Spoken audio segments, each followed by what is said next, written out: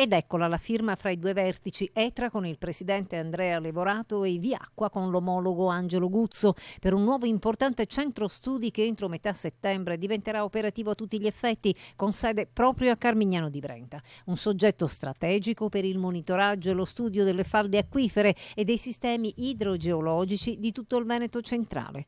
L'obiettivo è proprio quello di svolgere indagini negli acquiferi, monitorarli e saperli tenere in salute, in modo tale che questa grande risorsa possa essere data alle generazioni future in buono stato. Il nuovo soggetto andrà a monitorare falde e acqua per un bacino di 1.150.000 abitanti. Responsabile del centro Rive Paolo Rondo e Lorenzo Altissimo, consulente di Viacqua, già direttore del centro idrico di Novoledo. Mettere insieme due gestori che hanno in comune gli obiettivi, garantire il servizio nelle famiglie e tutelare i cittadini nella qualità dell'acqua, è una cosa naturale. Poi preoccuparsi anche di ciò che sta sotto di noi e tutelare il patrimonio idrico, che è una risorsa che non va sciupata, non va sprecata, non va inquinata. Nasce Centro Rive proprio qui a Carmignano di Brenta, vanto l'orgoglio poter avere il massimo centro di ricerca sulla falda acquifera qui a Carmignano.